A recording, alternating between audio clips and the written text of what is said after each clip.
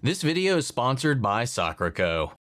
Welcome back, denizens of the Omniverse. Today is finally here for us to dive into the first season of Critical Role's new animated series, The Mighty Nein. Based upon their second campaign, I am so excited to dive into this pocket of Exandria, this group of characters, and really get to kind of know them in a way that I have not up until this point. If you're unfamiliar, if this is your first time joining the channel, my gateway into the realm of Critical Role was through The Legend of Vox Machina. Initially, like from an outsider's perspective, it always seemed like this impenetrable thing for me, just kind of coming into it. Like, I was fans of all of the members of the group on an individual level from their works in anime or video games like that. I was familiar with most of the people at the table, but as far as the realm of them as a unit, as Critical Role, the organization itself, I never really found my way in. So once the show came out, I was like, oh, cool. I can sit down and watch it like this. Let's go. And I got to say, the moment that door was opened, it was like a black hole. It sucked me in, and I have not been able to get away from it to this point. And because I reacted to it here on the channel and went in blind as all hell into the first season of Vox Machina, I wanted to keep that experience as pure as possible going into this, because, like, I mean, if they animated that one, they were likely going to do the same for the other ones. And I had, I naively thought once upon a time that I could go into campaign 2. I was like, okay, well, I can't watch campaign 1 right now because I might spoil myself. So maybe I'll start with campaign 2. And I mentioned that in a live stream or something like that. I think maybe one of the Vox Machina reactions, and people were like, whoa, pump the brakes, dude. Be careful. That is a landmine of spoilers for campaign 1. I was like, well, can I watch anything? So I have watched some of the one-shots. I've watched the Exandria Unlimited stuff. Outside of that, I've just had to kind of stay on the outside for the most part. I did see the live show. I did get invited to the live show, and that was a blasty blast. And that was really, I guess, outside of like the little bit of episode 1 of campaign 2 that I listened to, I can't say that I remember any of the details of it because I kind of put it on when I was on a trip and I was going to sleep anyway. So thankfully, if there was anything I heard, that didn't linger in my brain cavity. But I did kind of get to meet some of the characters very loosely and lightly when I went to the Chicago live show. But again, outside of Jester, I didn't really get much of an impression or anything of the other characters. Like, they just kind of came and went.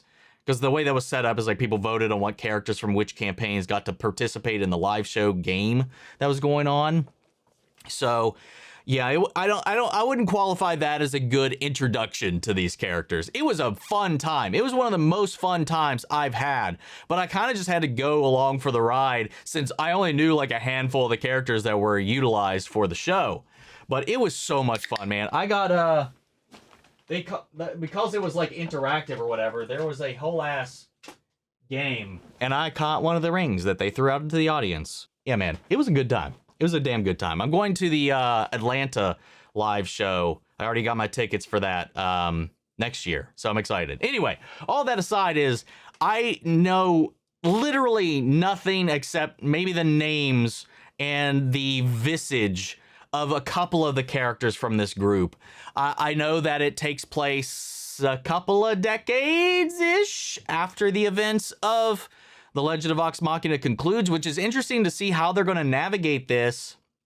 Obviously, they were there at both tables. They're not going to spoil one thing or the other since The Legend of Vox Machina is still ongoing. It's still got 2 more seasons to go. So I can't imagine that they're going to like spoil anything. So like I have to imagine that that was done like with that knowledge in mind that they can use these two to build one another up. And I think they talked about that in one of their panels, was talking about how with these things going on simultaneously, what you could see the corollary storylines between each build up to one another, or even some of the origins or breadcrumbs to the Mighty Nein setup once we get into season 4 of The Legend of Vox Machina, as well as things that paid off or was introduced in this kind of bleed over one and the other, so that those storylines accentuate one another. And I think there's a brilliant way to entangle these shows and also just keep the momentum going. Anyway, all that aside, I am excited to finally be here and see what all is new in this pocket, because I know we're on another continent altogether. These episodes are substantially longer than the previous season as well. Even though it's 8 episodes, still at 45 minutes, it still has a longer overall runtime than what we saw with even the last season of Vox Machina, which is wild. But I'm excited to get to know these characters, get to know what has happened in this world, and get to know this new continent, the political machinations, what all has changed in the interim, and see what happens. So with that all said and out of the way, let's get ready to jump into the first episode of Season 1 of The Mighty Nine. If you want to see the full-length reaction, as always, you can check it out over on Patreon. Over there, you get the same thing for all the other shows and movies we cover on the channel. You also get to suggest and vote on what movies to react to each month. It's just a great way to support the channel, helps do things we do over here. But at the end of the day, I really appreciate it. Enjoy this reaction. To at least leave a like, drop a comment, subscribe if not already, because it really helps these videos out. With that all said and out of the way, let's get ready to hop into episode 1, The Moat of Possibility. Here we go. Also, I forgot to mention, I was at SDCC for their panel there when they showed off a lot of this stuff. So I did see the 2 clips that they put out early. The one of them being interrogated, and then the one of these like mage assassins or mage ninjas infiltrating this facility to steal an artifact. Actually, it was this.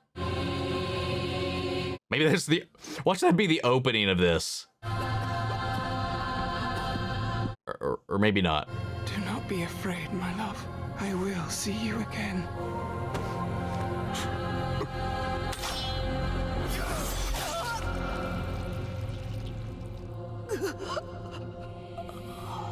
Oh, the light leaving her eyes like that. That was really well done.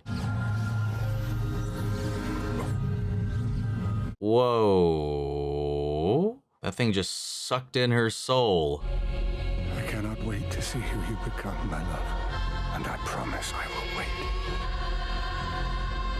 What the hell? We've been breached. Maybe this is the beacon. Right, because that's the namesake of their app, right? I learned that before, but I think I just forgot it over the time since then. So that's the beacon. Yeah, this is, I think that clip. It's been a minute. Oh yeah, yeah, this is it.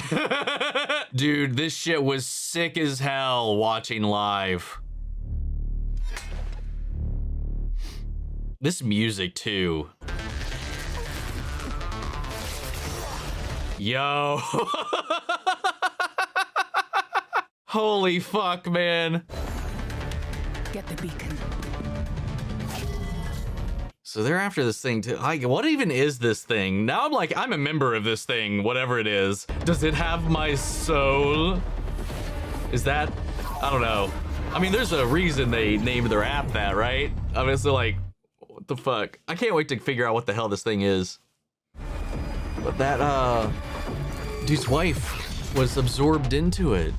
But he was seemingly expecting some kind of reincarnation?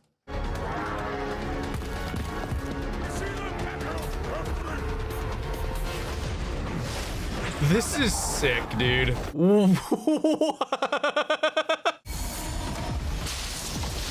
Yo! I can't remember where the clip ended, to be honest. I feel like I'm watching this anew. I remember like the infiltration and the immediate exit. Yeah, I don't remember any of this.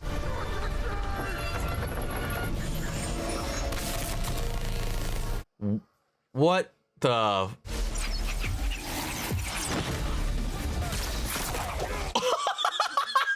Oh, heads are rolling, man. I love just how magical this whole infiltration has been so far, but also the way their casting is. Because you actually got to see them use the materials to cast, as well as the signs. God damn, we've never really seen that in Vox Machina. It just kind of happens. Oh, uh-oh. Jesus Christ, a magic spike grenade. Yeah, I got it. Let's go, man. What?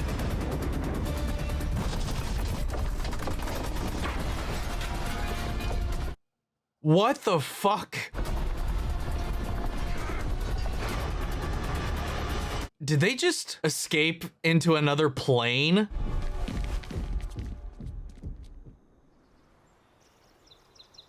What the fuck? Yo, we only saw such a small glimpse of that scene, and my god, did it just keep the momentum going, dude. Holy shit. That was so good. They said they'd have our horses ready. Stay here. Edwulf, with me.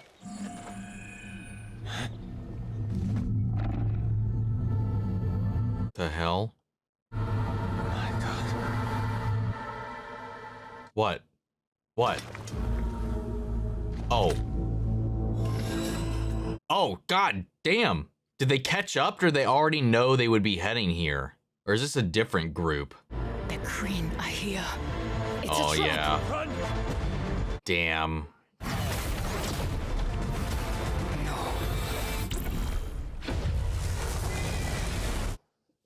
Whoa! What the hell was that?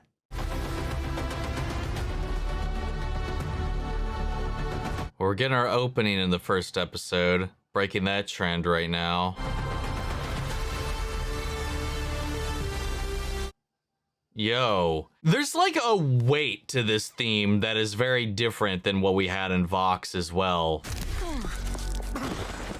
You want a handout, you bum?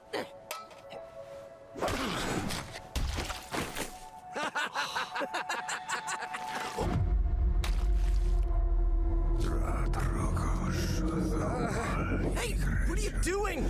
Stop it, freak! Crazy! That's Liam, I think.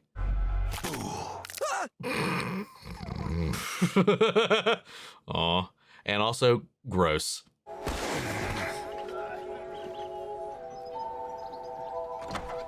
The Mystic Banshee, or just, you know, Mystic Banshee.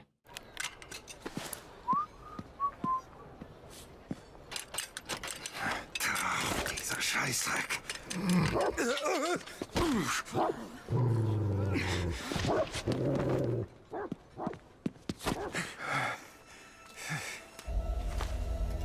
My pouch. Hey! Oh, you got. Watch it!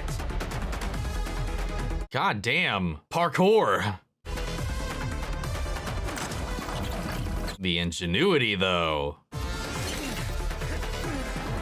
Oh my god, this is giving me Casino Royale vibes, like the opening of that. That was Casino Royale, right? One of them. The infamous Daniel Craig chase scene. Give me the pouch, kid. Take one more step and I will fuck you up! Okay, that's Sam. I'm not even sure, like, I know... The only one I know for certain is Jester's Laura. Give me the pouch! Goblin. Oh. Please. Please. It's just a bag of junk. Not to me. Hmm. Aww. Danke. Mm-hmm. You try to pick that lock again, you're gonna get caught. You made a friend. Or at least someone that's curious. Refill my flask at the tavern and I'll help you break in. Aren't you a little young to be drinking? Aren't you a little old to smell like shit? I think you can do that at any age. It's easier for a human to buy it than someone like me, okay? Hmm. I get you into that weird shop and you scratch my itch. All right. In that case, You're annoyingly good at that. Cute. I want to just say, like, it's interesting too. Again, I'm probably going to do this a lot right now, is just like comparing the two. With Vox Machina, they were already a group. Obviously, they started well into their established campaign with the adaptation, but we were introduced to them already as a group, dysfunctional as they were, but always already as a unit. They've already met, and we're piecing this one together, it seems like. I don't know if any of them are going to be like a package deal, kind of like Grog and Pike or anything like that, but like I can't remember if I know their names or not. But these two right here, Liam and Sam, for right now, that's what I'm going to go with. You know, they met by kind of happenstance, by chance, and just these two for right now. We're getting that, and we haven't seen hide nor hair of the rest of the characters just yet, and it's just kind of like this gradual build. I kind of like a little bit. It does make me long for a little bit, and I think it's something they've explored in off media for Vox Machina, is how those characters, and we got some glimpses here and there, like how the group stumbled upon Percy, how Grog met Pike, but not, I don't know, there's still a lot of those puzzle pieces we never really got filled in. The living will do anything to prevent death. They will lie, betray. What the fuck? The fear center is found in a part of the brain behind the ear. If you turn it off, even their pain becomes quiet.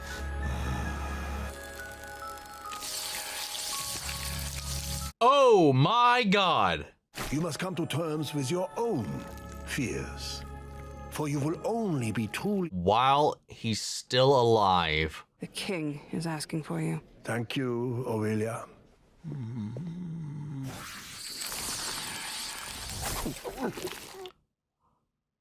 He turned it back on just so he could feel it. What the fuck? You called for me, my king? Trent Ickathon. Trent Ickathon. That name sounds familiar. Return the relic immediately, or you will witness a war of reckoning, the likes of which not even your calamity forebearers could fathom. That's a bold claim. We would never send agents into the Kreen dynasty. What even is this relic? She's most likely referring to the Luxon beacon. The Luxon beacon. It does not matter if we have it. All that matters is that they believe we do. So is somebody wanting it for themselves, or did they steal it purely to basically frame them, to initiate a war? The people will follow you, sire, because we will make them terrified of what will happen if they do not.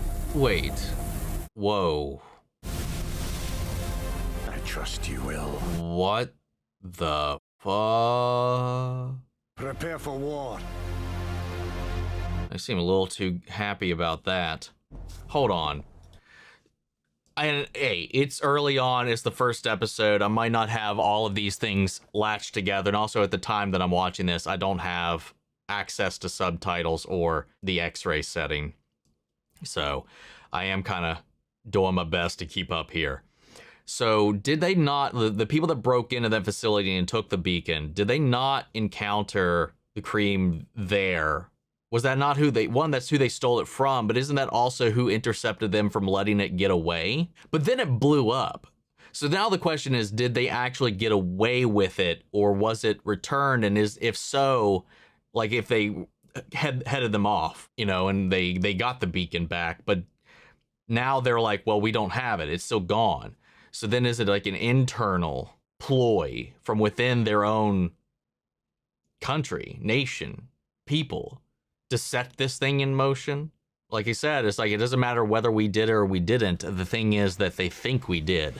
But we saw that they caught up with the people that stole it, seemingly. But we don't know what happened.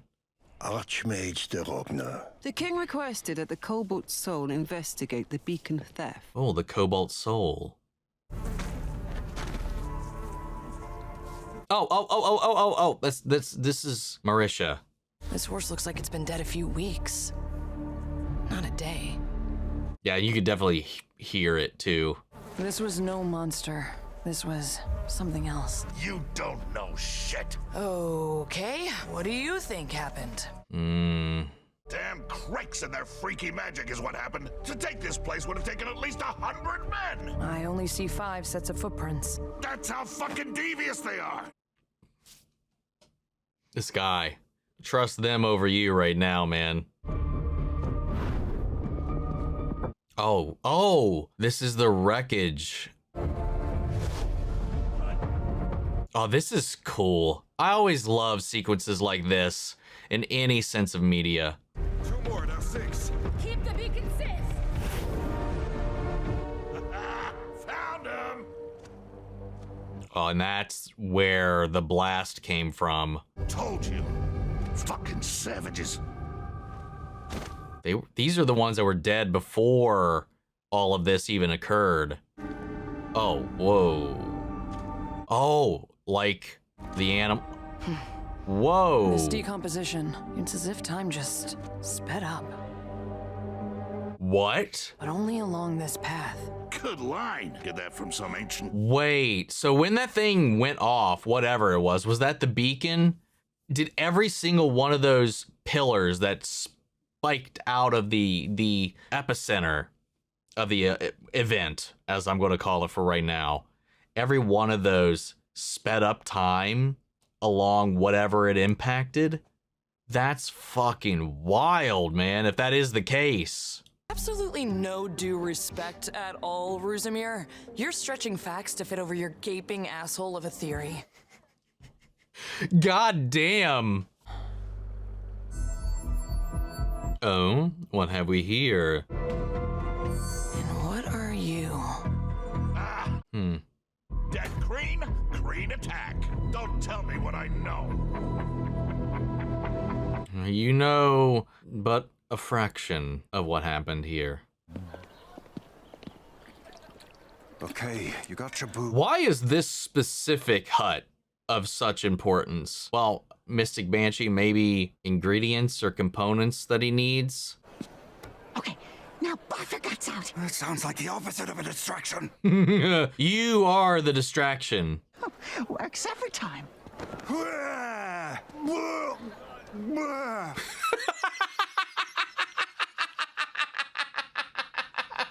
What is that? Oh my god. Just be better, but maybe cry a little. Oh! Oh, Papa, no! That'll do it. You let it all out. I'll go get Mama. Also, this might be an actual possible cosplay I could do without too much strain. I want to do like a full-on Vestige Vax, but God, the amount of skill required for that I don't have is out of this world. All right, we made it in. You guys make a great little team. Thank you for not leaving me. Oh, why does this guy just absolutely break my heart already? He just seems so sad. You're not ready for the fields enough. Your butt is on the line for that. Both you little shits are going in my report to... Covering your ass at every step. You were meant to observe and learn, Beauregard. What? You wanted field experience. That's hilarious. I can't hear Beauregard and not think of this wish-granting imp from one of the very first campaigns I ever played. It was like I was in middle school, maybe early high school, I can't remember.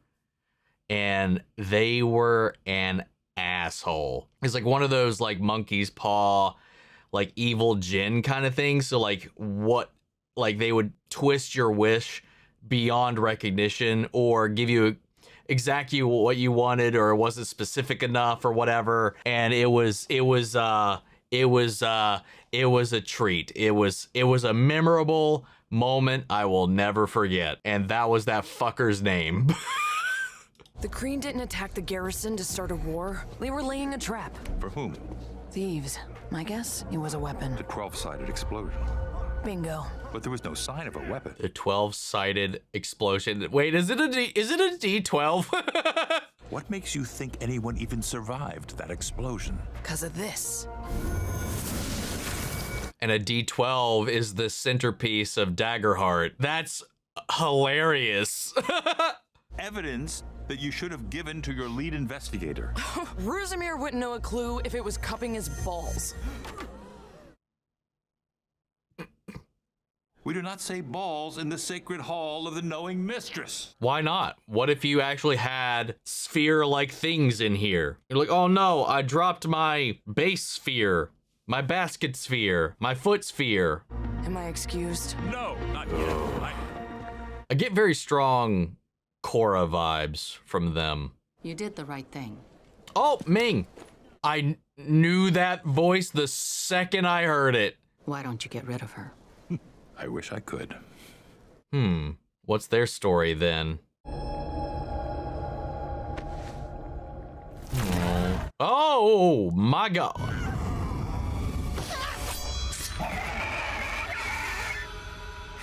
Yeah, be careful. Oh. You will play nice, yeah? What in the world are we doing here, man? We're done here, yeah? Oh, he needed to steal something from its cage.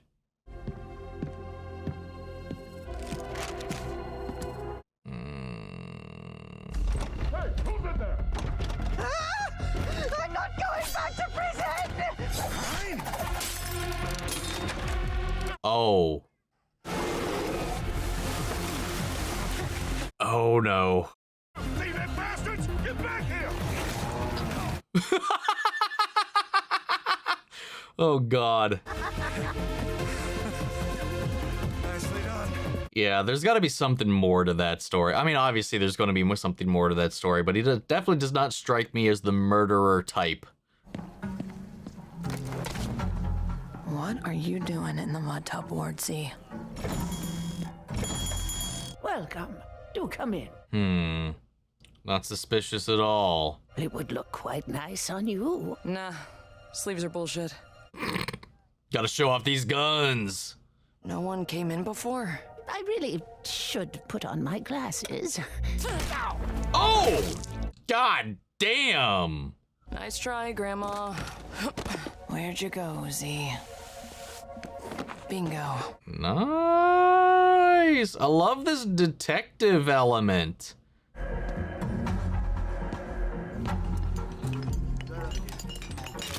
What the hell? Oh, what in the world? Huh.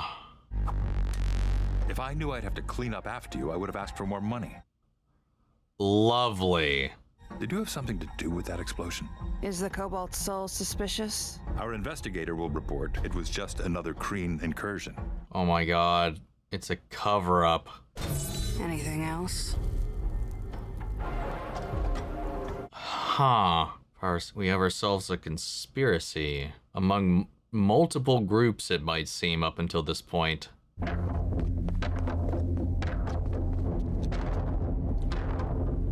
The music is... Oh! Got a life of its own.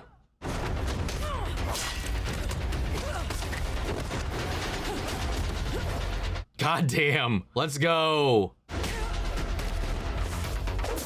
Ha ha! You wanna dance, bitch? Let's dance.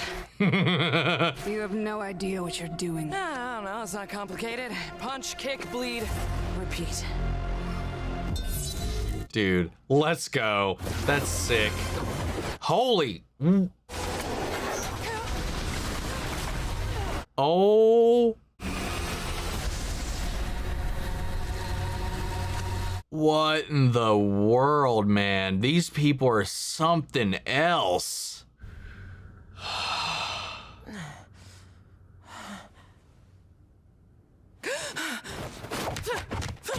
Oh, fuck! Oh my god, holy shit. You're lucky I was tailing you. Most don't survive an encounter with a fully trained Volstrucker. Vol what now? Volstruck? Volstrucker. Volstrucker. All we know is they're trained by someone in the Cerberus Assembly, but officially, they don't exist. Lovely. What's with the wallpaper? Here, light it. Whoa. You're an expositor, a Cobalt Soul spy. It's the emblem of the Cerberus Assembly. That Volstrucker was refining the green crystal stuff. Residuum. Oh, I didn't want to jump to conclusions about it being residuum or not, but ew. The Cobalt Soul has been compromised. We operate outside the Empire and the Dynasty. We stand up to the fuckwads at the top, not do their bidding. Well, that's what you think. Doesn't look like it. Damn, even they've been corrupted. Then you got Trent and his school. You've got them, and... You are a monk of the Cobalt Soul. The Cobalt Soul is all bullshit, which means I'm nobody, just like Xenoth has always said. Oh, wow. You are nobody. Xenoth doesn't care about you. The other archivists just see you as an annoying little brat. That's how your father saw you too, right? Trash. Wow. You don't know shit about... I know that's what makes you so dangerous, because you are nobody, and they'll never see you coming. Yo. That gave me chills. The way that spun back around like that. Where the fuck have you been? Oh, the tavern is busy in this town. God damn. Chill. You're going to be out in like 2 seconds. So, now that you got your weird stuff, I guess we're going our separate ways? Uh-oh. Manus.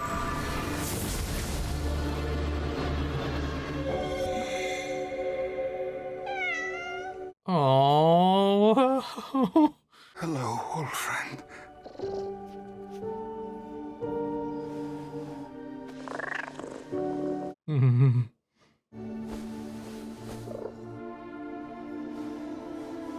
What the fuck?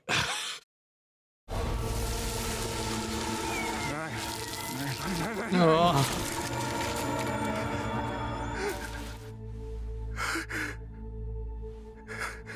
Was that magic? Can you do more? A whole lot more, but I lost it. He lost it. The purer the components, the stronger the magic. But good materials cost money. Or can be stolen. Maybe we could travel a little more together. Oh. I could steal stuff. You would help me? If you help Maybe we them. can help each other. This ain't gonna fill itself. Yeah, okay, It's gotta be something major that they want if it's this worth is where I would like to go next. It will have exactly what I need. forgoing the bounty. I am Caleb Widogast. Caleb. Not the brave. No comma. What a name. Yeah, their entire motivation changed once they realized he can do magic. How did you lose your magic? Someone took it from me. Someone I loved. Oh, did you kill them? Not yet. Not yet. And then it cut to Trent. Was it Trent? Please, breathe. Oh, God. So, yeah, he is directly involved. Master.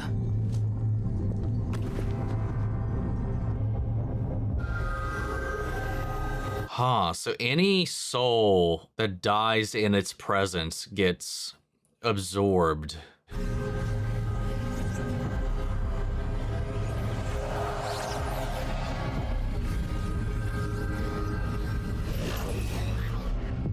Damn it. We failed him. No. Today we rejoice, for this is the key to everything. Yo. Whoa.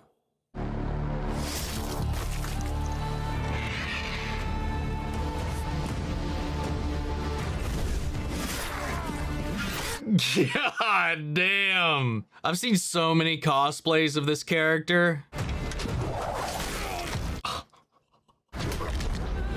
Holy shit. Whoa, what the fuck? Tell me where they took the beacon. Hot damn. This beacon is a weapon. I don't want to watch this. We'll watch if it's going to show us this now. I'll worry about it later. I was wanted to see the outro, but I'm not going to sit through that. I'll catch it on the next episode then. What a fantastic first episode. It's already such a dense narrative because there's so many different things going on, you know, not just with we've barely scratched the surface of our characters. I mean, in this, we only saw, as far as the main player characters, right? We only saw 3 of them, right? Correct me if I'm wrong. I think we all, because there was Caleb, Knot, and Bo. And that's it so far of the group, of the core group. And they haven't even all overlapped yet. Again, I talked about this earlier. I love how, it's kind of circumventing or subverting the typical kind of entry point to a campaign or to a story or to a grouping of finding our characters.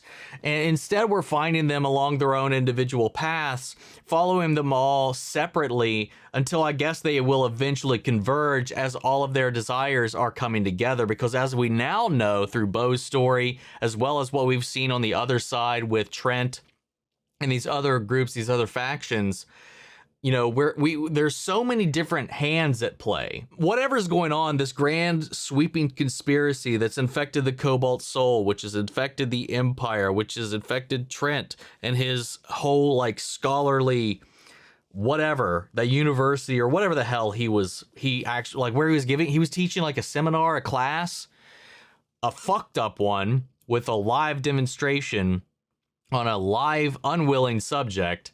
That's fucked. But all the same, there's so many different people at hand. I don't know if the people that he reports to are aware of this, if this is something he's doing all unto himself.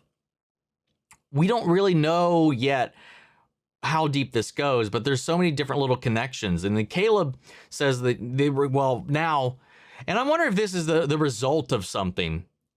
Why magic has shifted, and maybe it's just the way magic is done differently here versus where we were in Taldore or anything like that. You know, I'm not exactly, I don't really know yet, but he said he used to be able to do so much more magic, but then somebody took it from him. So now he's restrained to, or resigned to having to use these components to do the magic he needs to do, and the better the components, the better and the stronger the magic.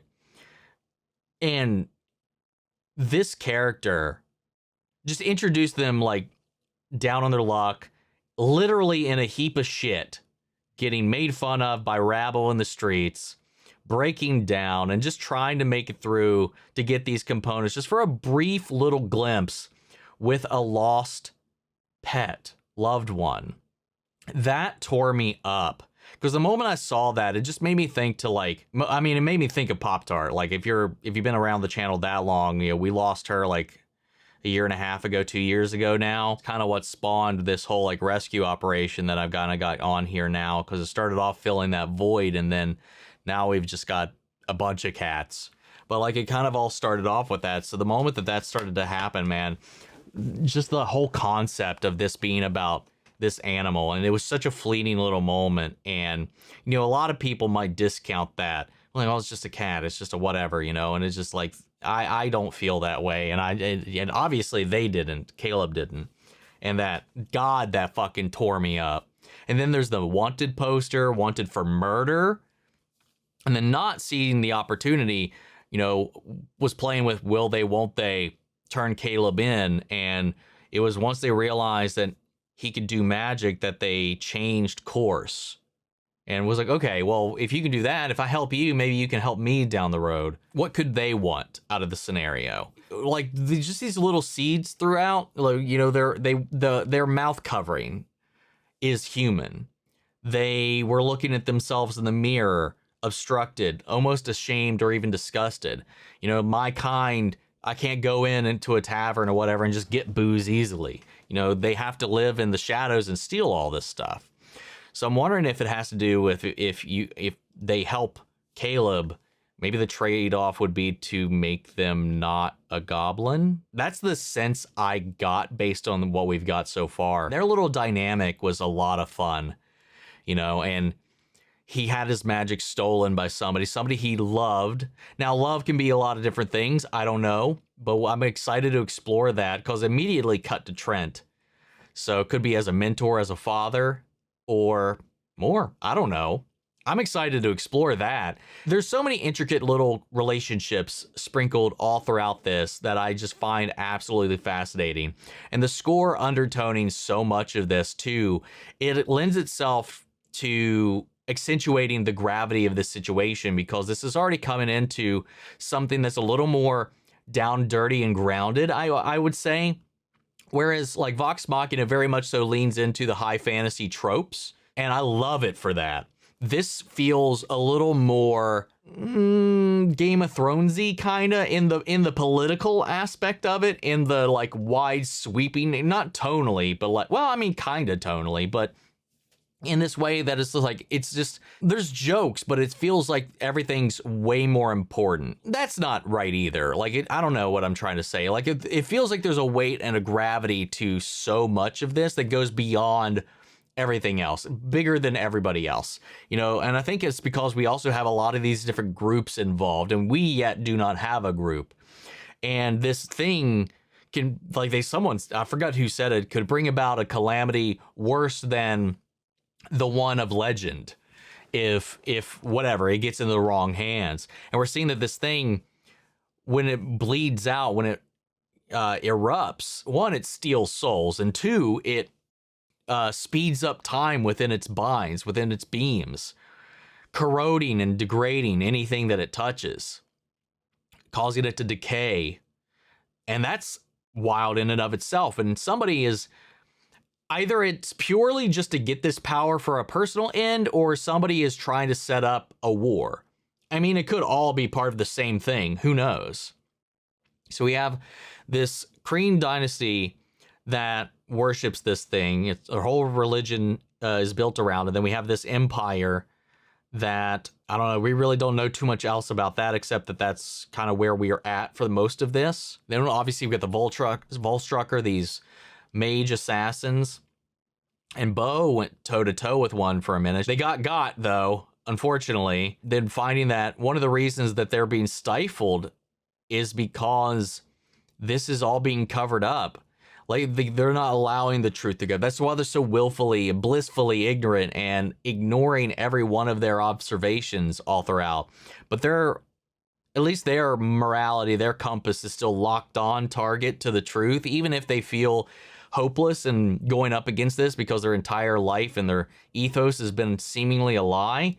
I love seeing that they found somebody else that believes that this needs to stop, you know, that there is a hope to push back against all of this, and now they've kind of been recruited into it. But I love their attitude. I love their demeanor. I don't know, just the drive that they all have right now. I'm really entrenched in these characters so far, and I like the way they're introducing us to the world and to these characters. And I think this is a great way to do it, rather than throwing us into a group that's all together right off the jump.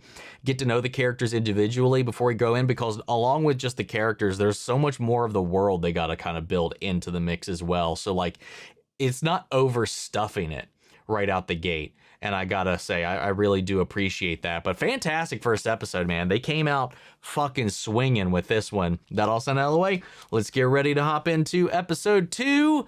Who will you be? Here we go.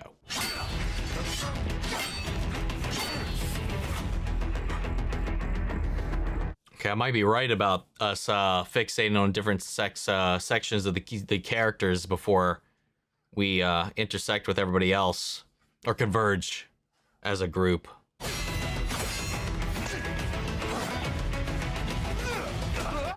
There's a little bit of the Pirates of the Caribbean motif in the music there. So is he a pirate?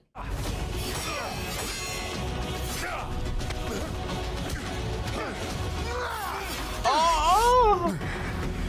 Woo! That was close. Why aren't I able to let... Whether you think you can or you think you can't, you're always right. You're a good man. You're getting in your own way. The past is a noose around your neck. Cut the rope, or it'll choke you out. Trust me. He found me. We want expecting a storm. Don't matter. It's here. Oh, he said he found me, not yo. Whoa.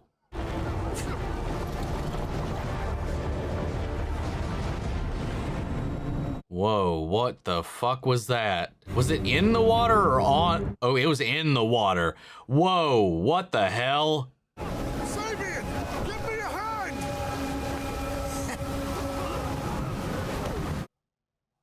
We have a traitor in our midst.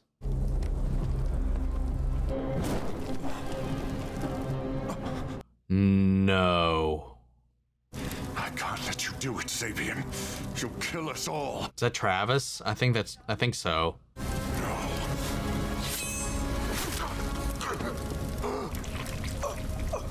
Oh my. Not even Vandern can save you now.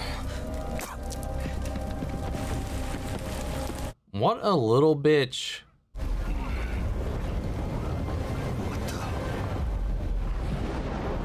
That curly lips, smiling little bitch. Captain! Abandoned ship!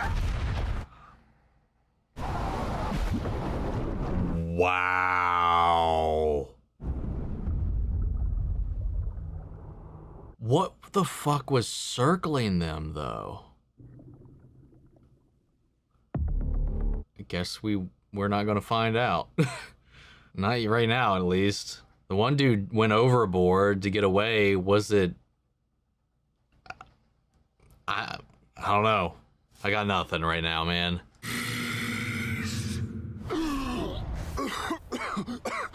The fuck was that? Oh, he's healed. What in the world? Oh! No one else seems to have been that lucky. Oh my. Yeah, how indeed. What had happened? Oh. Oh no. Well, I mean, we had to have seen that coming. No body, though. Captain Vandren! The hell? Oh, it's like the title sequence.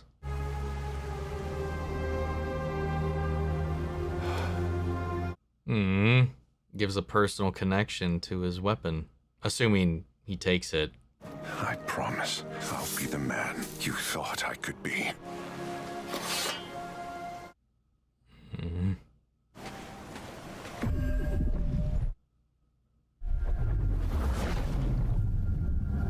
What the...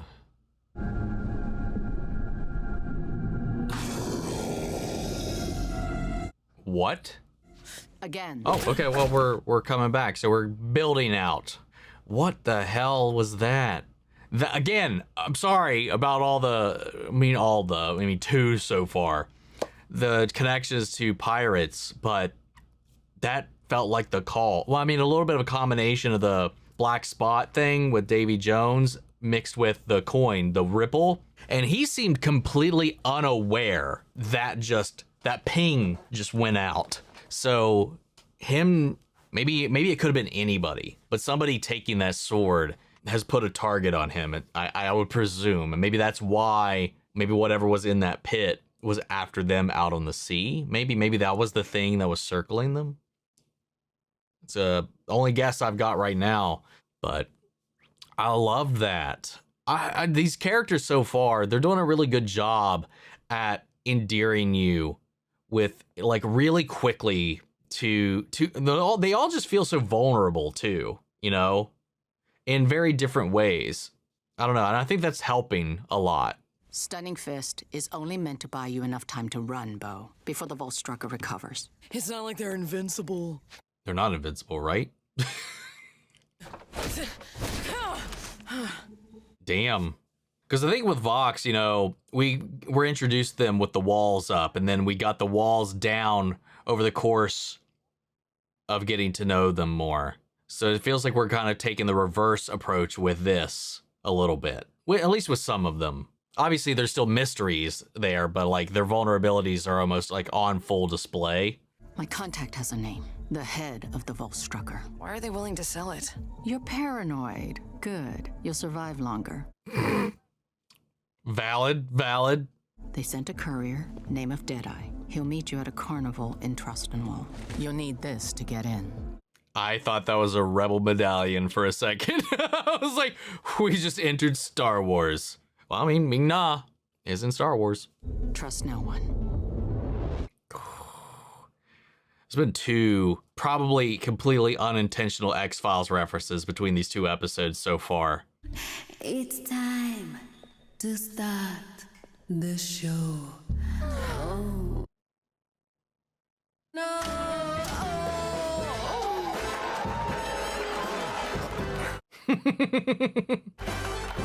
Wait, what was that?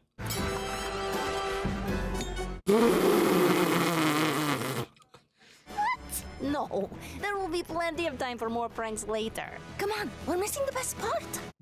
Okay. Oh no, did she forget again? I'll take it.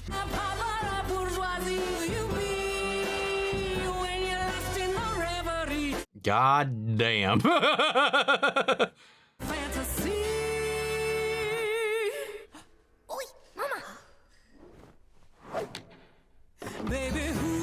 Nice. Well played. Good save. Yo.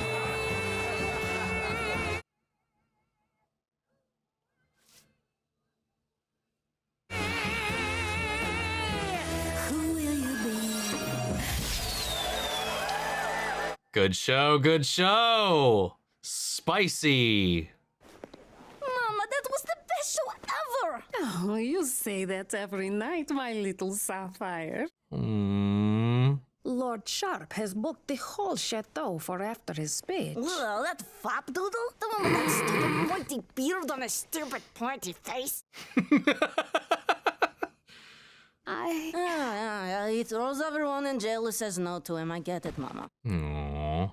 He keeps our city safe and prosperous. For most people, that's worth putting up with a fop doodle. I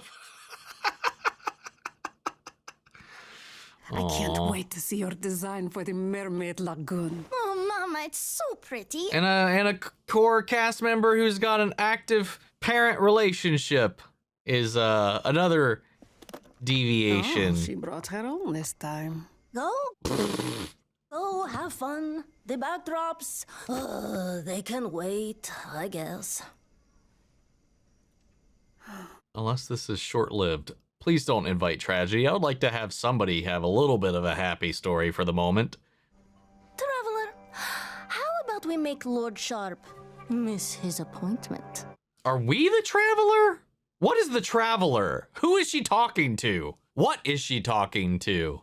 That time she's like, it almost was like she was looking at us. But that wasn't the case earlier, but I don't know. Ow! We will have to get those toenails clipped. No point. They grow like fucking weeds. You know, we do not have money for a room. Oh. I'm only saying 2 whiskey bottles is the same price as a room. Well, we still have a few silver left. You got a problem. You could sell that thing for all the supplies you need, plus a room. Yeah, that's a no-go, I'm assuming. Do you turn into a werewolf if you don't wear it? It's probably For just what? Did your mom give it to you? I could not survive without keepsake. it. That is all. Are you sure I can't steal us pillows? It's too risky. Smells like your armpits. Gute Nacht. Not. You too, Caleb. Aww. Like a kitty.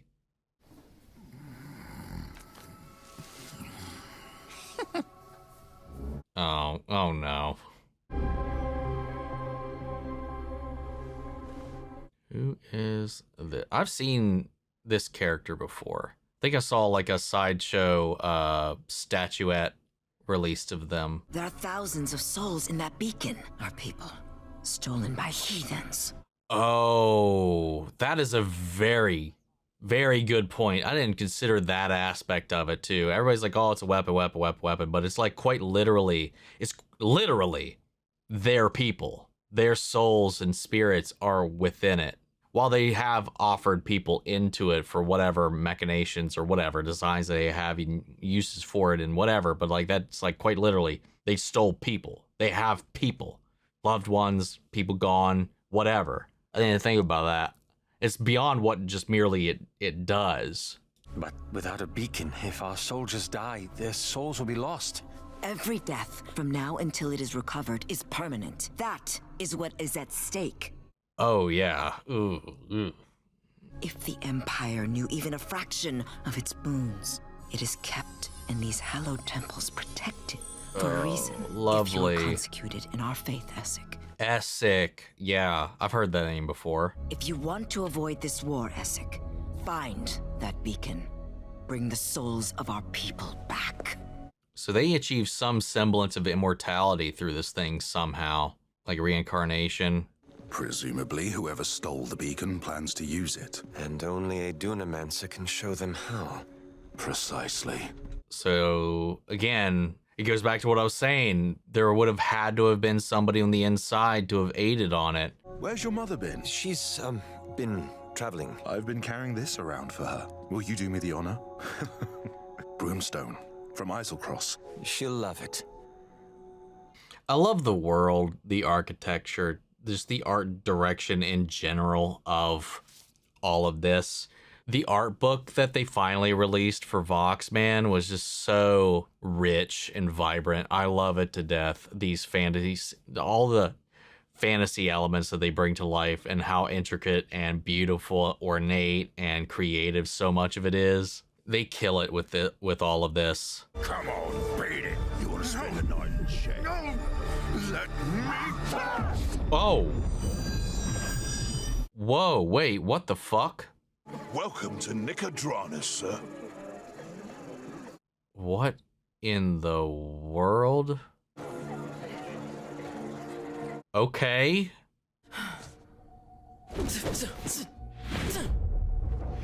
Oh, shadowboxing, replaying the fight again.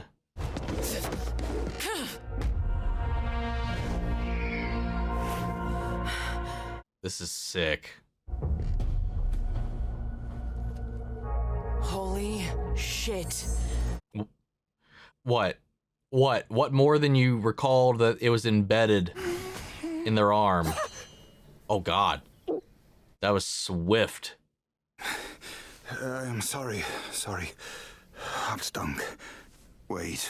Where did you get a pillow?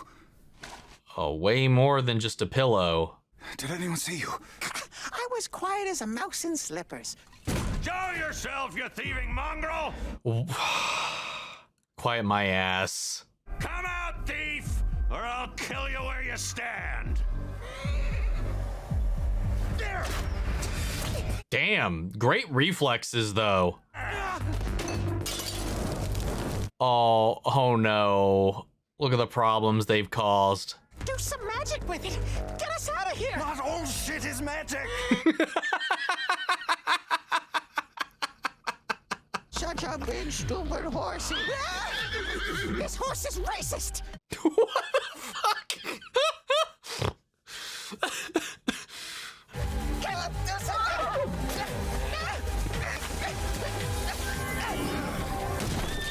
Nice. Oh my God, did we just kill these two? Huh. What a generous town. Oh, hey! Hey, you little shits, that's my horse! Seriously, are they okay? Two of them just got trampled by a horse.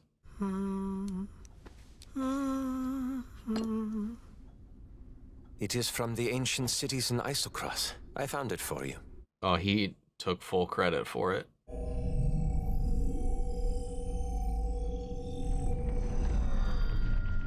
Wait, is this the same kind of crystal the same thing that levitated the airships in Vox Machina?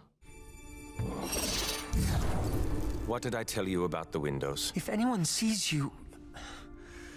I'm trying to keep you safe. You know the Queen will execute you if she discovers you have Typhros. The Lord of Light grants eternal life to the consecuted. The beacon should be studied, not worshipped. Your Lord of Light is a rock.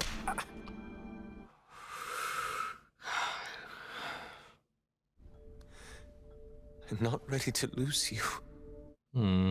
You're such a young soul. When you've been reborn as much as I. Mother? Mother! Janica. Oh. Mother. Oh, she reliving all of her lives?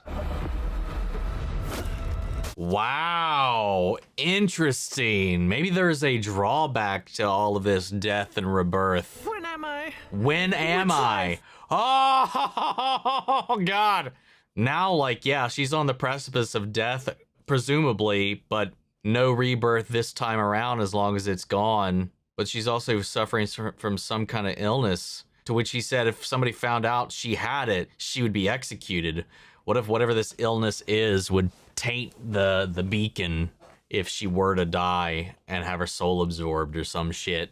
You little loser, stay down! Pissant can't even put up a fight.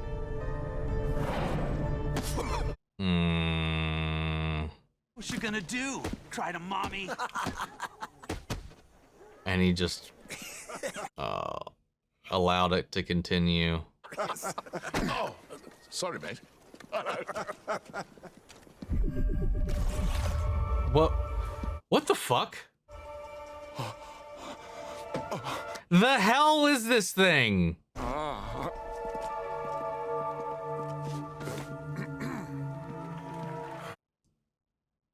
Okay. King Dwendal asks for our help against the Kreen dynasty. We must unite against these barbaric heathens.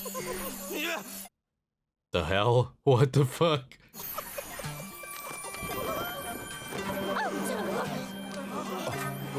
Avert your eyes! Propaganda! Nothing but propaganda! I presume... Okay, I was gonna say I presume this is Jester's work. That little brat. Who, me? My God. We need to get out of here. What do you mean you have no escape plan? Okay, never mind. It's not us.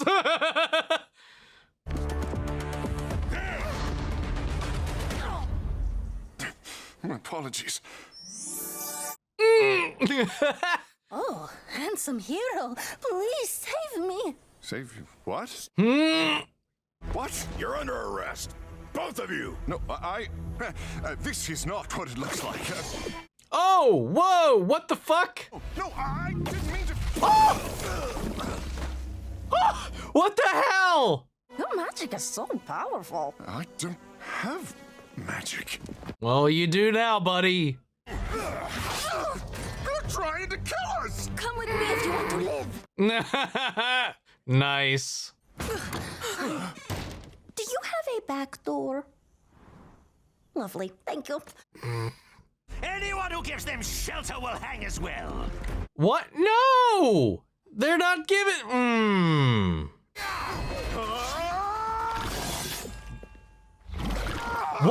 What all can... Yeah, what the... What in the world? What all can he do? What can't he do right now? Okay, don't panic. I maybe went the wrong way. What? There's windows. It's fine. Fight or window? Neither? I'm not talking to you, silly. Traveler. He must be busy. Window it is. Wait. I mean, you don't really have a lot of options. Shoot them! Shoot them! Do you mind? Oh!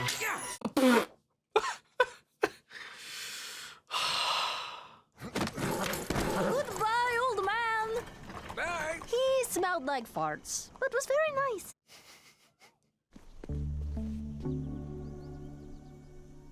Oh, hello. What is this place? Home. Oh. Yeah. So this is my room. Aww. Oh, that's the traveler. He's my best friend. Wait, what? But he's also a god, technically. You should totally worship him and stuff. He's super cool. What did I do with our literature? Huh. Okay. Where did I put them? Did you paint all these? Wait, is that Trinket? That's totally Trinket over there. There was a doodle. So what brings you to Nicodranus? You look... Have you heard of our Lord and Savior? Oh my God. So where do you belong? Are you from far away? I've never been far away. Mama doesn't let me leave the chateau. She'd be super mad if she found out what we did today. Oh, I just noticed one of her horns is has like a gold tip. I am Jester Lavore, daughter of the Ruby of the Sea. She's kind of a big deal. What's your name? I bet it's something epic Ruby and Sapphire. and heroic, just like you. Yeah. Ford. Ford Stone. Built Ford Stone tough. Was your voice different before? Yeah, it most certainly was. You deepened the fuck out of it. Oh no, you're injured. But I can fix it. The Traveler showed me how. Watch.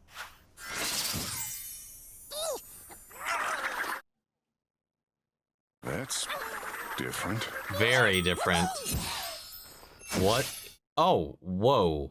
It was what was on the ship. The ship? Were you a captain? I have never met a real sea captain before. What's it like? Do you have lots of seamen? Oh my God. I did not expect you so soon. The Ruby of the Sea. Oh, yo, what the fuck? Where's that blue-skinned devil? I don't know who you mean. Beats the truth out of him. Wow. Oh no. Oh no. Remember, Madame Luena. She runs the Pilotrov Hotel. She will keep you safe. But Mama, you said I have to stay where I can see the chateau. I always have to see it. You said... I was wrong. No. I was being selfish, keeping you locked in this place with me. Darling, this is the only way. Go, see the world. I knew we couldn't have a good relationship for long with a family member. Can you help her safely to Zadash? I don't know, ma'am. I beg you, sir. Of course I will. That's a promise. I love you, Mama. Goodbye, my darling. God damn it, man.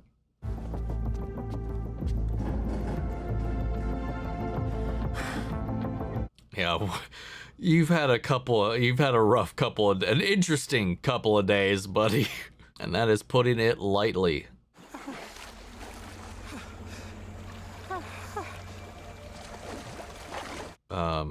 Fear of water? Aww.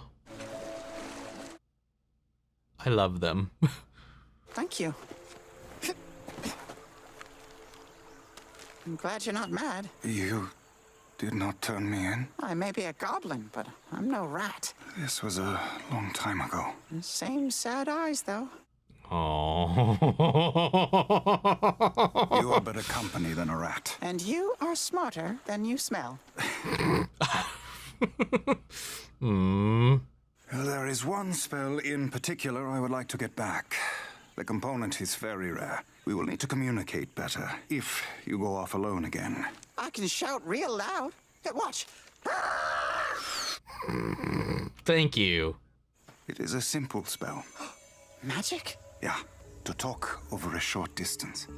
He said to get back. If he gets the correct components, can he permanently relearn a spell without needing it? Or will he still always need components no matter what? No big deal, but it might be better to drop the captain part. Just Ford is fine. Oh, because you're on land. Sure, we'll go with that. I've read there are lots of wonderful sights to see in Zadash. A school of magic. Oh, temples galore. A school of magic? Sure, but you're already like super powerful and stuff. Pow pow, swords on my back. Oh no, it's in my hand. What?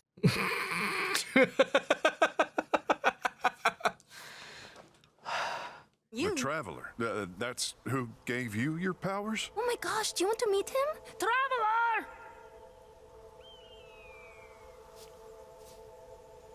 Gods are super busy, so... But when he's back, I'll totally introduce you and stuff. Who gave you your powers, Ford? I don't know. Fucking mosquitoes. So right now we're just missing Taliesin, I think. Oh, fucking great.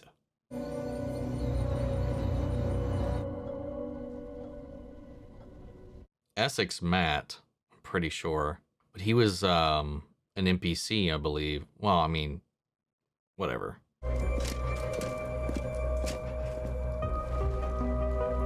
Because I know at the panel they talked about how, unlike in the campaign, you're going to be able to get to see a lot of the POVs and behind the scenes that the group doesn't necessarily get to experience. What are you doing? Oh. You said you'd wait for me to begin. Well, there we go. You did not tell me everything. Of course not. It would take centuries to explain even the fundamentals. Well, we found our inside man. Dunamis is rooted in the cosmos that created the world itself. Gravity, time, reality. It is everything you will ever do and could, containing every choice you could make. And every choice you already have, floating in an ocean of possibility. Oh my god. But all I see is a mechanism, and to master a mechanism, you must rip it apart and study every cog. Exactly. On that, you guys might agree. We will work nicely together. Yeah, you guys view this thing pretty much the same way. I mean, that goes back to what he was saying. It should be worshipped. It should be studied when he was talking to his mother.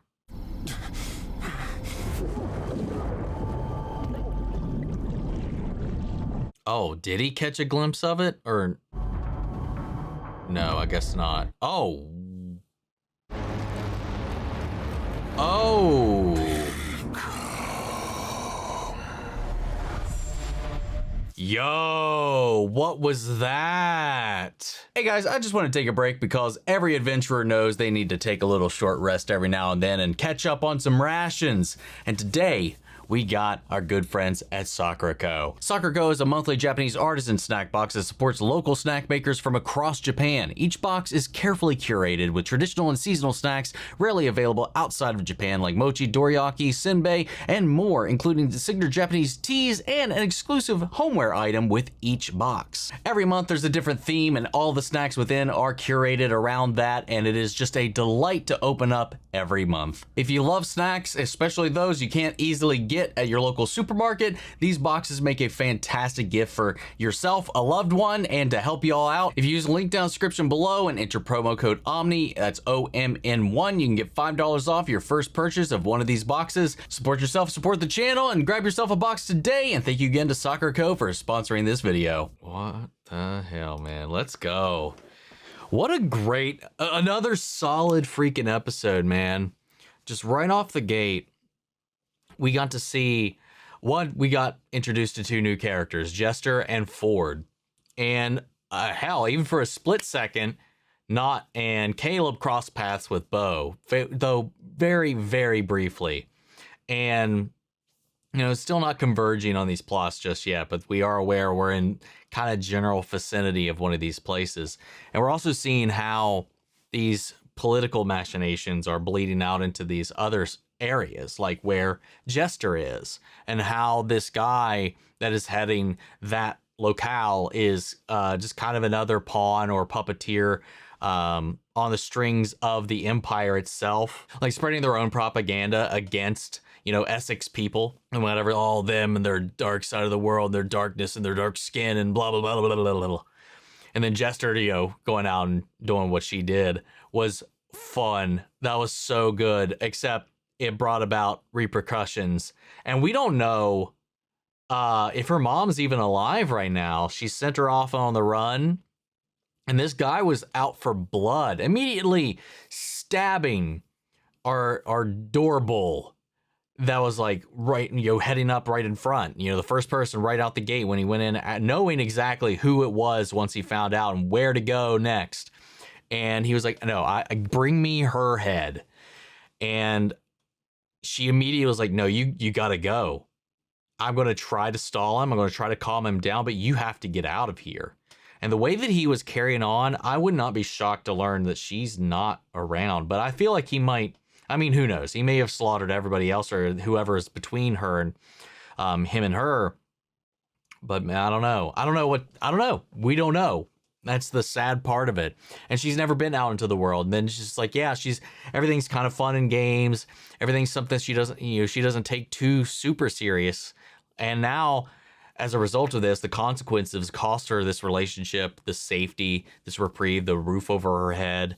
But she's now got Ford here, who's also in his own way kind of playing up to this her idea of him, because he's so insecure about who he is that it allows him a little bit to seem like, okay, if she thinks I'm this, I can play into it. I can not be that person who's been kicked around, who's inadequate, who's unable to step up to the task or whatever. And even when he saw somebody being bullied in the way that he himself related to, he didn't do anything. He just, it impacted him. He dropped the fruit he was munching on, but he didn't intervene. He just allowed it to continue on. But he's almost been blessed with magic. So we know like magic obviously can be something that is given or drawn from a source. Jester seems to draw hers from the Traveler, which is this mysterious entity that she's like always talking to. And sometimes it's kind of unclear whether or not it's actually talking back or if it's just her, if it's even real. That's another thing. We don't even know if it's even real. But I love her magic. I love how everybody so far, their magic manifests in a very different way. It keeps the magic system very varied in the way that it's used so differently. And like we see how Caleb uses it is different from the way Jester uses it, different the way that now Ford is using it, because we don't know, he woke up on the shipwreck healed completely from the stab wound. And we didn't know how that happened necessarily. I thought initially that the sword was the source of the magic, and now I don't think that's true. The sword may be like a conduit, a focusing tool, like a wand or a stave.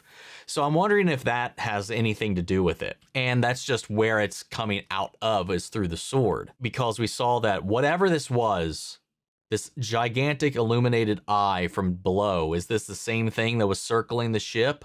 I'd presume so, and it's now claimed him as his like avatar into the world, gifted him this ability that he can't control. Like as he's getting into these situations, he's just kind of fumbling through. He compelled or commanded the guard just involuntarily to allow him to pass, which ended up working. And then, just the blast from his hands, and then the other, like the camouflage where he covered himself up in the visage of the person that walked past. Like his powers just uncontrollably shift. Jester, though, is such a highlight of this episode and a character I'm very, very excited to get to know. I know the fandom as a whole is really obsessed with this character. I think Caleb was another one of those characters that a lot of people really kind of call out to. But I'm excited to get to know all these people and get to see, one, I can't wait for them to finally intersect. And Caleb and Knott's relationship so far, I really, really love. I think that's probably my favorite at this point, is that, and so far everybody is so vulnerable. Everybody's so, like, on a completely different level, insecure. And Bo puts up a very strong front, but obviously, like, Ming-Na's character kind of hit a little bit of a soft spot by talking about the father and what happened and being a nobody, but that's their advantage in a way, at least in this scenario. I like the way that all of these characters are right now, in a way more so than in Fox, they're wearing, maybe not wearing, but their vulnerabilities are almost completely on full display.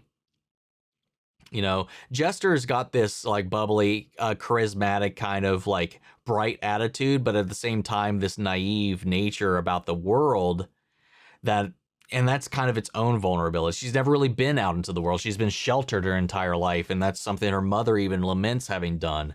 Now we've got introduced to Essek, who's on the inside of the Cream Empire here, who is, he doesn't necessarily worship this thing in the same way that everybody else does. And which plays out because his mother is falling prey to this thing and they need to understand how it works, I guess. And maybe that's the driving factor. He wants to understand how it works so he can use it to help her, is probably my guess. But he also doesn't believe in the whole way that it's worshipped. Now, it's a tool, much like how that's brought him together with Trent. So it seems like this is something they're all kind of concocting on their own side. It just makes me wonder if the leaders of either side are involved whatsoever, like the leader of the Empire. I know the leader of the Cream currently isn't at all. And just like how powerful this thing could potentially be, especially in the way that they talk about it. And again, the visuals, the music, all of it, phenomenal, all throughout.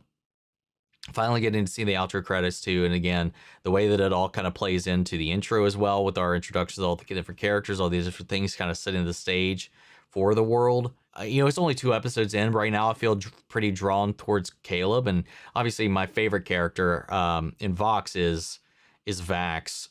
So it'd be pretty interesting to just be yet again drawn towards another one of Liam's characters, but I do find myself just like really sucked in and drawn towards Caleb at the moment. We've just scratched the surface, so I'm not gonna call my shot just yet. That all said, no way. Let's get ready to hop into episode 3, the Fletchling and Moodrop Traveling Carnival of Curiosities. What a title!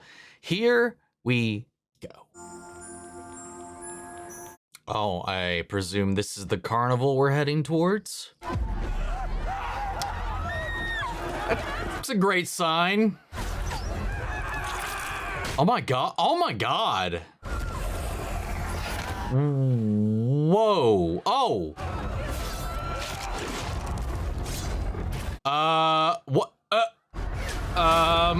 Oh.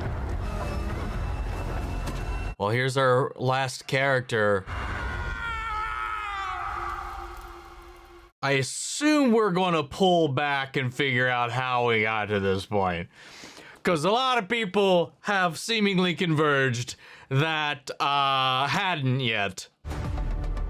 And that's our final teammate that we haven't seen yet, I believe. That was most certainly Talison's yell. Yeah, them right there. Because you saw Yasha, I think, at the tail end of one of the episodes. Maybe I'm just gaslighting myself and blending things together. Either way, whatever. I can't believe Jester fights with a giant lollipop, dude. That is insane. And we got to see a head smashed with it, which I presume won't be the only time we see a head smashed with that thing. And based on what we saw, I have to imagine Bo was in that bear outfit. Take the stones life throws at you and build a monument. What's the Oh, hello. We never actually, well, no, we did. I was gonna say, we never actually saw full nudity in Vox, but we did in season 1. I think just the first episode, actually. That's a lot of red eyes. What do those mean? Never look back. Mm-hmm. Don't forget, I expect to see you both at tonight's show. Molly is coming. Molly? I really wish I had subtitles, but I do not have access to them, man. A grand entrance is only grand when there's an audience to see it. How are you always so calm? They also have a gold-tipped horn, kind of like Jester does, but seems like, you know, it's on the opposite horn, I believe. Hi, Molly. Hey, see you tonight? Gets around. I see. I can see why, or well, how. You will be the genius who made them forget, if only for an hour, the frights of the real world. Yes, well, so far they only seem frightened of spending money. Save it for the showbreaker. Can't have you pulling a quad. Oh, what? Here, courage. It says so on the bottle. Aww. I have some Whitestone courage. I have 2 bottles of it. The Great Sneed was supposed to transform the beast into a bunny. We're ruined. A blessing in disguise. We'll bring down a volunteer from the audience. You're so positive and optimistic. Huge mistake. Why did I ever listen? Oh my god, why am I piecing that together right now? Oh my god, that's why. Oh no. Yeah, the opening. I almost completely forgot what we just saw at the start of this episode. Them bent over in tears as literally this entire place is being overrun by monsters. People are dying left and right, and half of the people we have just talked to have been slaughtered. God damn it. I need a solution. You are the soothsayer, no? I am indeed. Now then. Oh, cool. The cards tell me... The obvious. You should rely less on mystical remedies and get thee to a real physician. Keep getting discount readings, and we're gonna fold for sure. I have the 10th anniversary tarot card set. I haven't opened it yet. Oh, and I just heard him mention Derolos, which means the family's still around and kicking, or a legend. See Toya and her devil child. You may be delighted. Be quiet. Someone gave me this coin. What's it for? Over here. To join the rebellion. So what's the play? Oh, well, here we are. Enemy of my enemy? Fallen Fräulein, I think. Oh, yeah, sure. Yeah, that could work. Oh.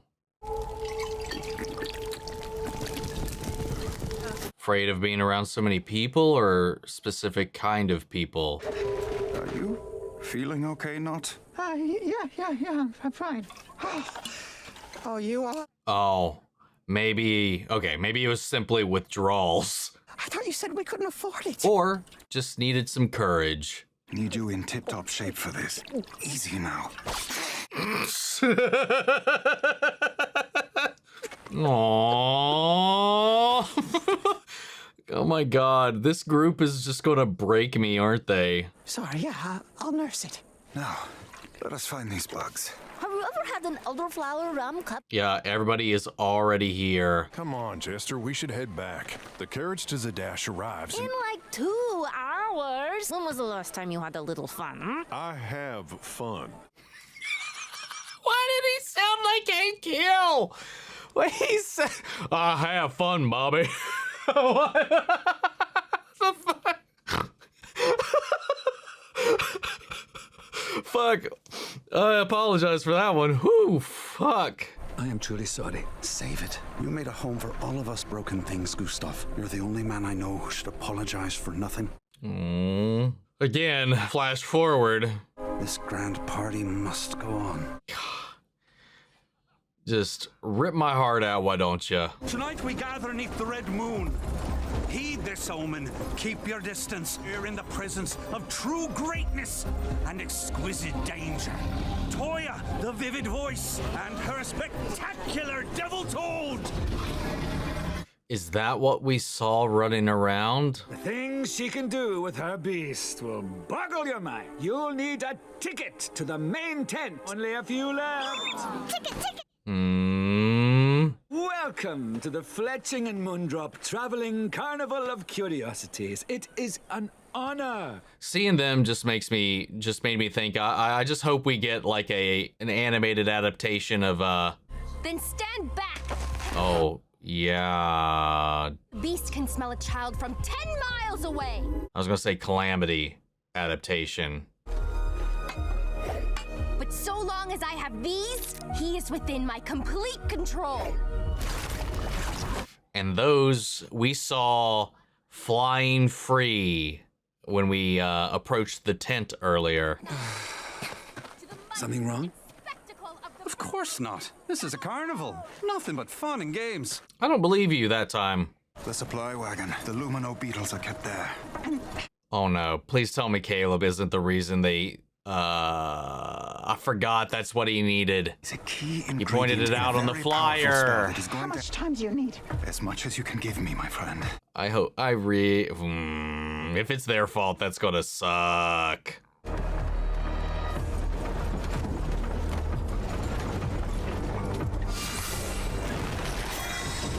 Oh, whoa. That made me jump. What happened? Why'd we stop? I've been struck! Oh my god. It's ground meat, isn't it?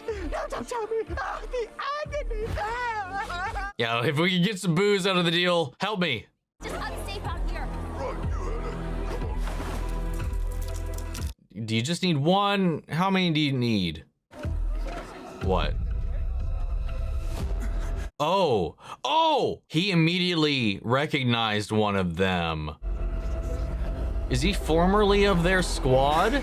I mean, we know, or we can presume he's got a history with Trent. You missed your call time, Joe. Just because you're Gustav's favorite doesn't mean...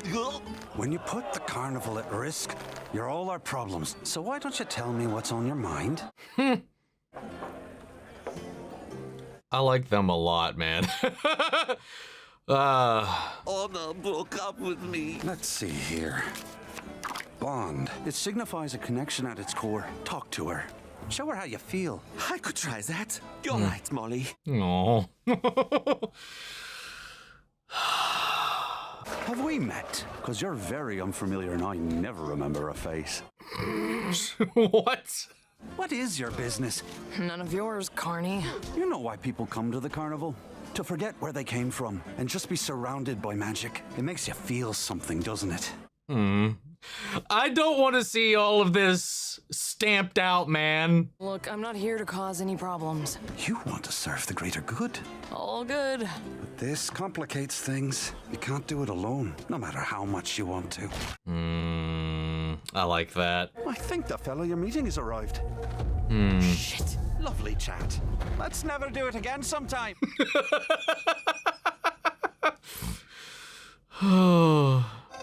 Hey. Wow, look at all these mirrors. Oh, whoa. Oh, this. Ooh, so voluptuous, Ford. And I am a bloodthirsty warrior. Yo. Oh. I could be completely out of pocket here. What was it? Her drawings, right? And her drawing of the Traveler. I was thinking about this between episodes. It reminded me of that satyr dude that Vox Machina met in the Fey realm that helped them get away. I can't remember his name because he drew lewd art all the time, and it mimicked quite a lot what Jester's stylings kind of was. Then when they left, he transformed and revealed a different form, a more elven-like form. And his eyes were all kind of weird. I can't remember. It's been a while. And I remember in the comments at one point, someone says, don't worry, that's for later. Is that? Don't tell me. I'll figure it out at some point. And I'm just like, in my head, I'm just letting you guys know where I'm at. I'm like, is he the Traveler?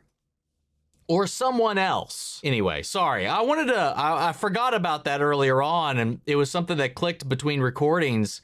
And I wanted to make sure that I included that. And I almost went through all of it. Well, not all of this, half of this without even thinking about it up until now. I want to see if I have a decent sized wang. You know, if we miss this carriage to Zadash, it's a week. It was just straight up Travis. Ford, it's a very old city. It will be there when we arrive. That's hilarious. Look around. There is magic everywhere. Yeah, loosen up, bud. Oh. Ooh, I love a man in uniform. Yeah, that's got to sting a little bit. The captain. I have so many questions. You were being groomed to be captain, but yeah, a little bit of a pain point. Where the fuck is Dyron? Who said that? I'm not one of them. I'm not a Volstrucker. Don't stop. Keep walking. Interesting. Behind that maroon tent. Straight ahead. Right. This is the person Ming Na was having them meet. Through there. Being extra cautious. Rightfully so. One of them is here. So she sent a rookie? The name. That's not how this works. I'm just a courier. It's a message stone, idiot. Why activate it? Dyron will know if you survive long enough to ask her. Oh, lovely. Lovely, lovely, lovely little caveat. Du bist trotzdem noch ein verängstigtes Kind. Wertlos. Why are they all so pathetic? Except for Jester. And Bo. And Molly, I guess. Sorry. 3 of them are pathetic. In a lovable kind of way. I don't mean that derogatorily. That's not even a word. If I cannot do this, how will I accomplish anything? Hey, hey! Where's my horse, you little shit? Oh. Oh, yeah. Shit! Oh, God. No. Help! This crazy woman is attacking my daughter! Ah! Papa, she's hurting me! Uh-oh. Oh, no. I say, let go. Oh! Oh, God. Oh, no. You done fucked up. You promised you weren't going to cause any problems, and then you go attack a child. That's not a child. That's a goblin. Those aren't mutually exclusive, now are they? That is... Aww. You. Oh, you're gonna kick me out? I'd like to see you fucking try. Oh! She never steps foot in here That's again. why the costume is needed later, I guess. Skeezy freak show anyway. I like that though. Hold on, real quick. Nice, graceful. Anyway, I love that though. Like for Not though, the whole problem is like they are imposed and forced into feeling like they have to hide who and what they are.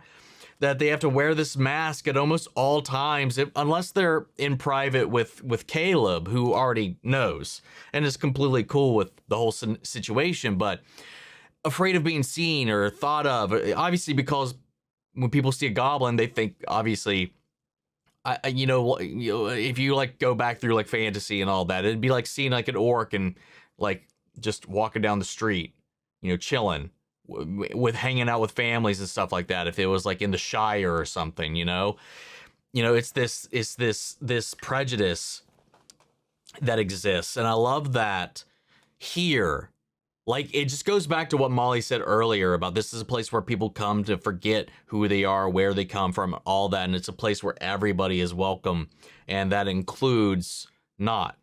For who Not is. And yeah, he's like, that's not a child, that's a goblin. And he's like, what?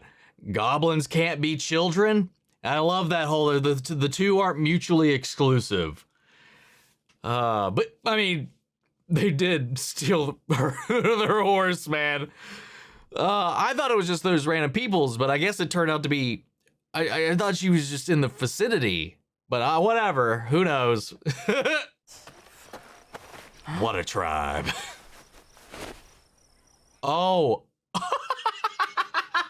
Wait. Yeah, that's stupid. No. I thought it was their money, but it was the message stone. No, that's so much worse. Does the traveler actually respond to you? Okay, not recently, but he's always listening. Technically, he is a god. Collect all the sacrifices. Does he have many followers? Tons! Oh, like tons, Ford. Oh my gosh, so many. I've never met any, but yeah, like tons, lots. You might be the only one. I'm thinking about it now. The only person I've ever heard bring this up. How else could we go on our amazing adventures together? What adventures? You've never been allowed outside of the sight of... Well, I guess you could have adventured within sight of your previous little home and whatnot. Come to think of it, the traveler has never made me do anything. What does he want from you? What was that about? Ford, what's wrong? Nothing. Never heard of the traveler. You could tell me, you know. Is that a little more... We can be friends.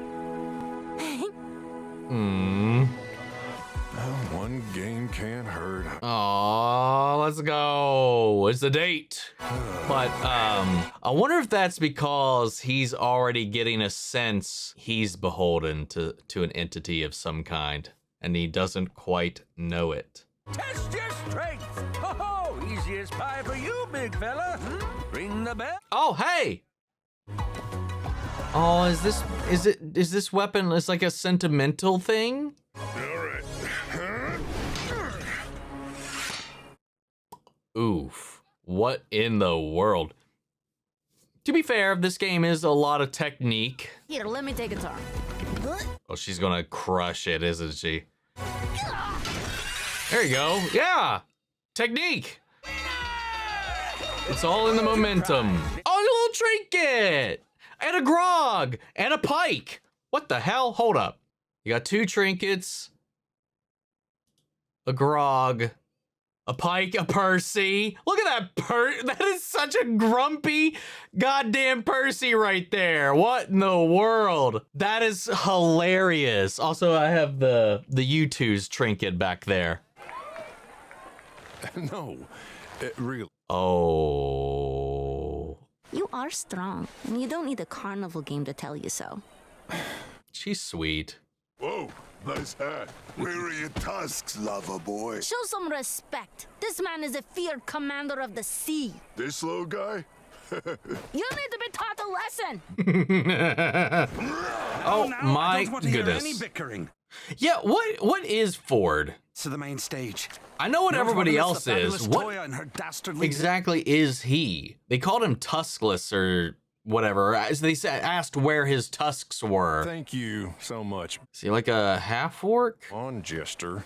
Or Well, that was a neat trick. The moon and the shadow. Very interesting. Is it? Tell me everything. Great adventure in your future. Seizing it would lead to wonderful things. Adventure, Ford. We have to. Okay. Yes. You know, I do want to say this show allows for things to breathe.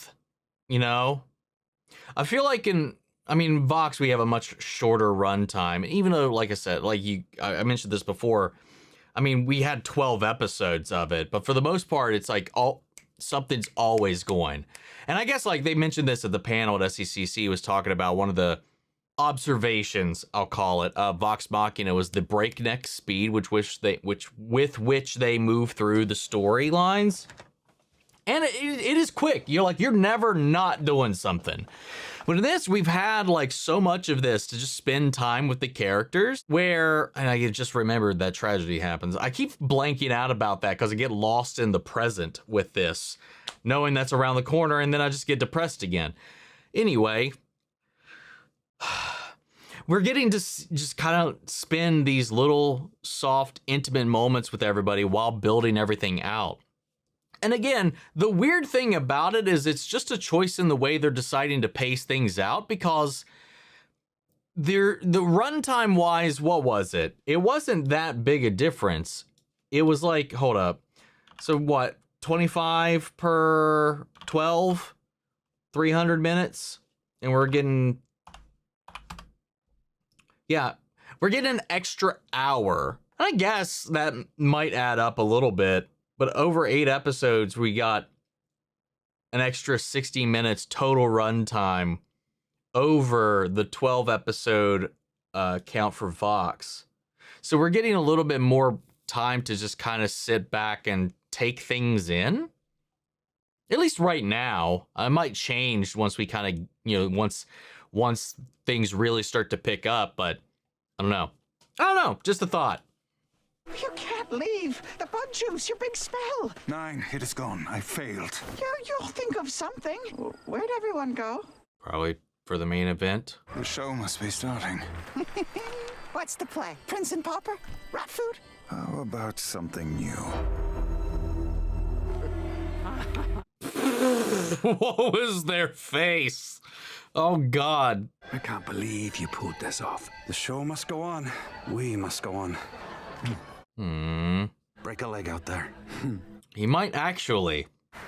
Welcome! I am Gustav Fletching. Please welcome tonight's Master of Ceremonies.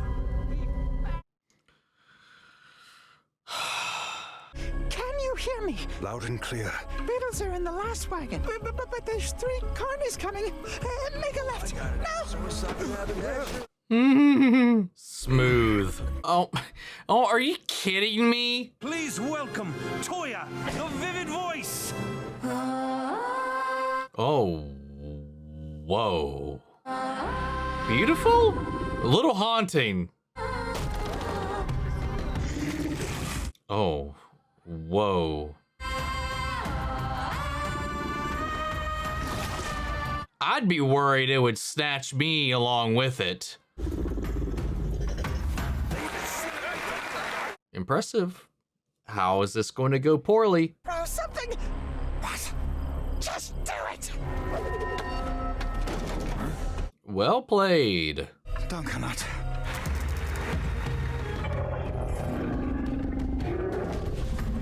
Look above, to the lofty lovebirds! Lorna and Jove!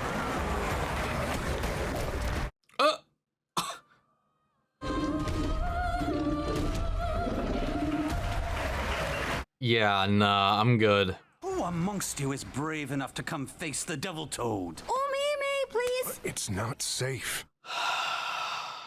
You there, come on down. But a round of applause for this brave soul. I have them. We did it. Hopefully they still have enough to make it through all of this. Anything you need, I'm here for you. Oh! Whoa! Oh my, Bo! Oh my God, it. Give it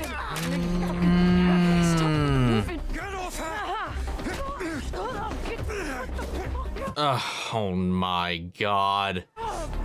Get off of me! It's gonna be these three that set this thing into chaos, isn't it?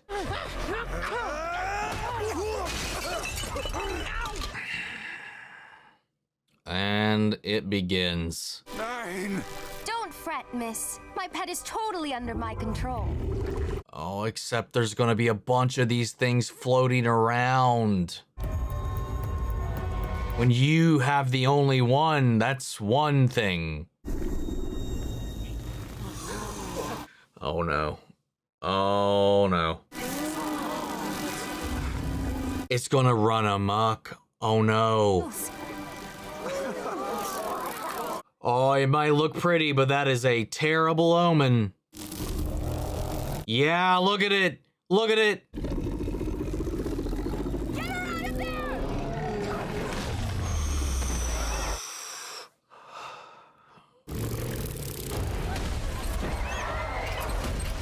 Oh, and the slaughter begins.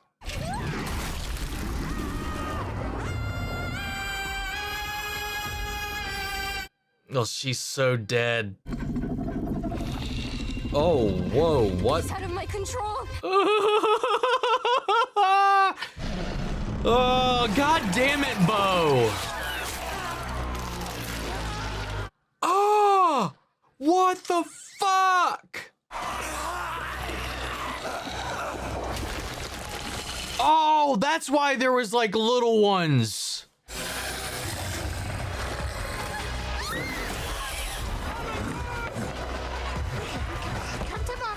And sure, not kind of instigated this by stealing this thing to begin with, but Bo needs to learn some goddamn tact. Oh my God. And it's just creating more and more of these things. God, they turn so fast. God.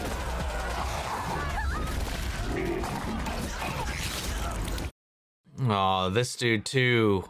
Okay, and here we are. It would be nice if you could help me out, because there's this scary thing that's killing lots of people. Oh, is the lollipop gonna appear or Ford? Why weren't you with her? Oh my God.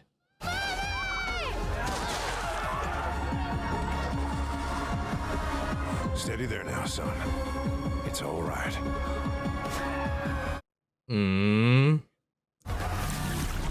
Oh, whoa, let's go. God, he's just commanding it now. Dude. Hell yes. Oh my. Yeah. That's what I'm saying. You okay, Jesse? My turn. Oh, no, she has her own. The bell win a sugary prize? I guess you could just conjure what she needs. Come on, Caleb, at least catch one. And based on the crate you took, there had to have been plenty more still in that, oh no.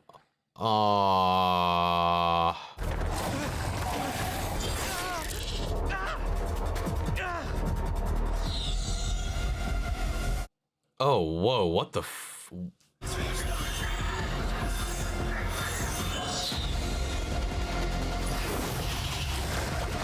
What am I witnessing right now? You know what? I don't care. It's badass.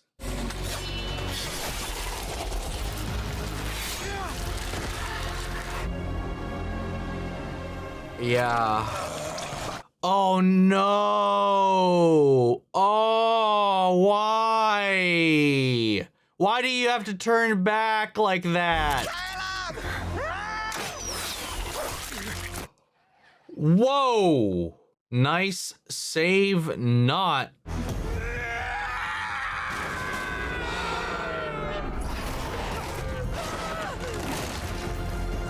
So frustrated right now. We can't stay here. Maybe if he goes down. Oh. Yo. Fucking frog! Did she just drop it into its mouth? No! Oh! God damn it.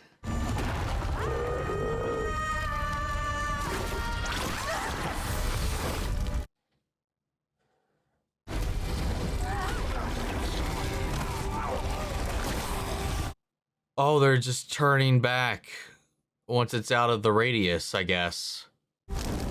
What the fuck, dude? All of this death because of these three. Halt! Nobody move! Hands where we can see them!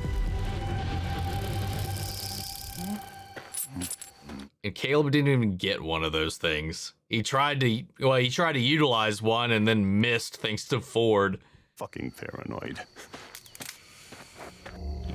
Probably should be, bud. Who's out there?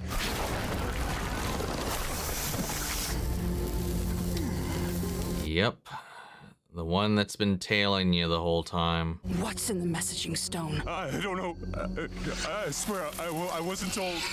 A name! The soul mug said it was a name. Thank you. Oh! You've been quite helpful. Damn.